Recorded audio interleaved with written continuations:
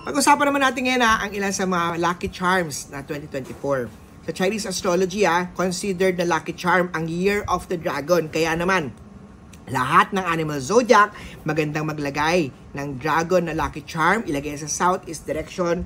Iwas o bawal lang po ang dragon sa mga pinanganak ng Year of the Dog dahil kalaban o conflict sign or enemy sign ng dragon si dog. So lahat ng animal zodiac except the dog, maganda maglagay ng dragon. Alam mo ba ang dragon?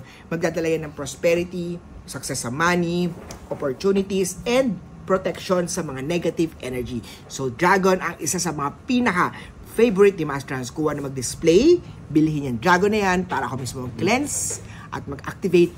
At ituturo ko saan lugar sa bahay, sa tindahan, ilalagay ang dragon.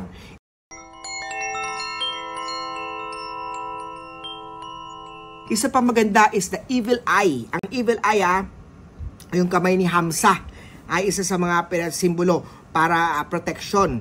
Maraming energy talaga tong evil eye. Meron tayong evil eye, yung hand of Hamsa. Meron din yon. Yung evil eye na blue, maganda yon. Ang dami kong mga evil eye na iba't ibang klase. Maganda ilagay sa pintuan, maganda ilagay sa mga area kung saan maraming mga negative energy. Protection yan sa mga ill intention, mga evil eye, inggitan, mga negative energy sa bahay man o sa tindahan. Mga crystals ay also nagdadala kagaya ng jade, tiger's eye, citrine, magdadala yan ng swerte sa pera at negosyo. Ang amethyst naman, rose quartz o mga clear quartz naman ay para sa love and relationship. Ang black onyx, black tourmaline, hematite naman ay protection naman para sa negative energy. May mga crystals, marami ako dyan. Alam mo ba ang crystals? Ako mismo nag-cleanse, nag-bless, nag-activate para i-connect ko po sa may-ari sa bibili na yan. Bumili ng mga crystal bracelet, bumili ng mga lucky charm na crystal dito lang po sa tindahan ni Master Hans.